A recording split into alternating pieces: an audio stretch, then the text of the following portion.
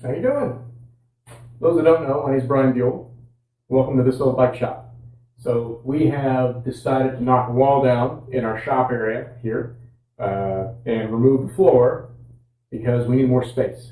COVID has shown us that with the amount of repair business we've been getting, we've got to get more space. We got to expand a little bit. So we found that behind this wall, which went straight this way, there was about a 12 square foot void just in the middle of the walls. This one had sheetrock on it, this one did not. On this side of the wall, it didn't have sheetrock either. I don't know what they were thinking when they did that, but is what it is, it's not anymore.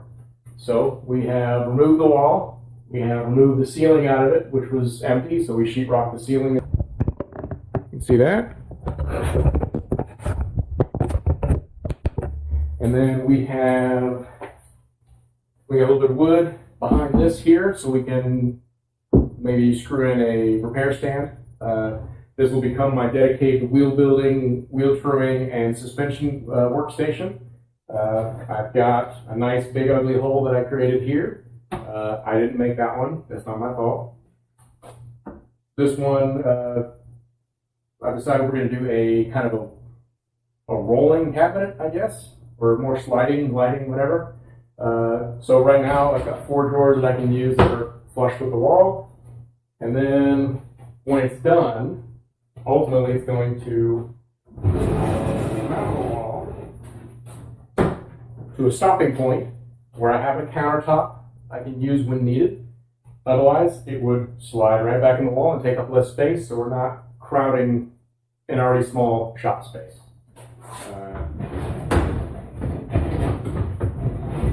And then on the other side of it, it's about a 10-inch spot right there where I may build a storage shelving type thing where I can roll it out and push it back in for whatever.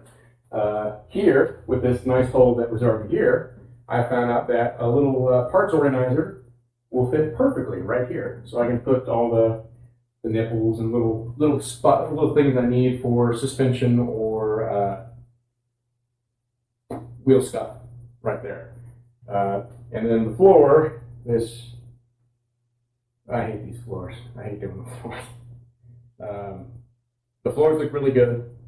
The ones I've already done. I did all these before. This one had tile on it that I had to remove, which if you saw the video last week, canceling the coffee ride for last week. I had a big machine that I was pushing all the tile off of. That took about 4 hours to get the tile off, and then we have to acid etch the concrete because we're going to use the Rust-Oleum rock solid epoxy again, which is what we used last time. Our current floors, this one took 4 boxes of this, I think. And then the one outside, all the silver that we have, that took like 14 boxes, I think, 13 boxes, I forget. 1 box for this area should work perfectly fine. It's a little less than 100 square foot. But the prep work is the pain. Just making sure it's all, getting all the old sealant off from the tile sealant. Not sealant, but glue, whatever.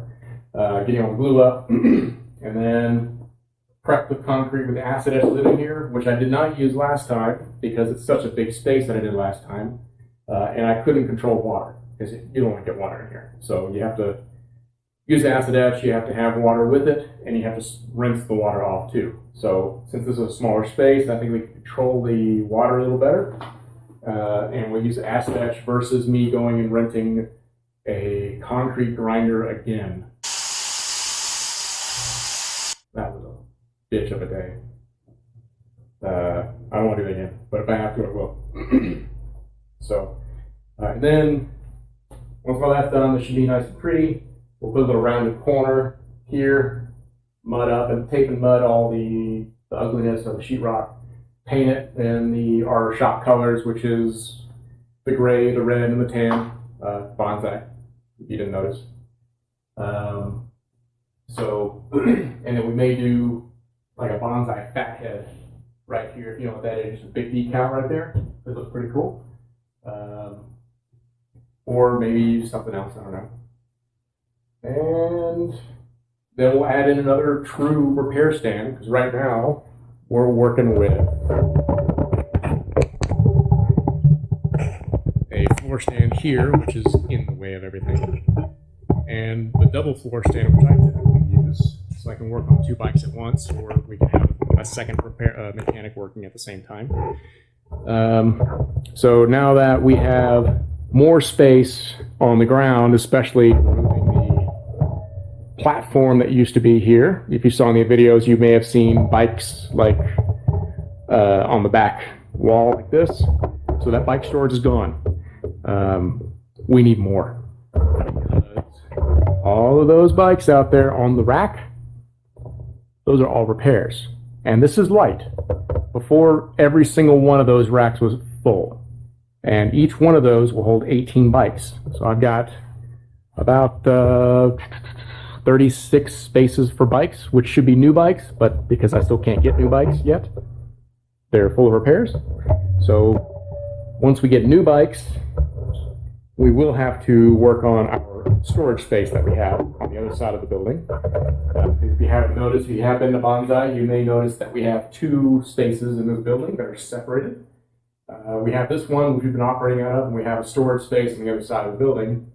1, it's on site. 2, it's 1,000 square foot, and it's cheaper to rent it, that one 1,000 square foot, than go to a storage unit for 800,000 square feet. It's much cheaper to do it where we did it here. So hopefully our neighbor will move and we can knock the wall down and take her spot, but don't know if that's going to happen or not. But I don't want to lose this spot because 1, all the work we've done in it, and 2, it's right on the bike trail. And the mayor, thank you for putting in a bike path from the bike trail to our parking lot. So they put a little thing in there. So anyway, little update for what we're doing. Still operating normal hours. We're still here. We're still doing everything. Lots of repairs. If you need any wheel building, any suspension work, any tune-ups, right now we do have a lot of work to do, but I've been caught up pretty good. We're about a 1 to 3, 4-day turnaround, maybe a week, week and a half, if we need parts for your bike. So we are getting a little quicker. We're no longer 2 to 3 weeks out like we were. We're back very close to normal operating time frames for repairs, being, again, 1 to 4 days. That's it. I'll let you know how this goes when it's done, and you'll see it. Thank you.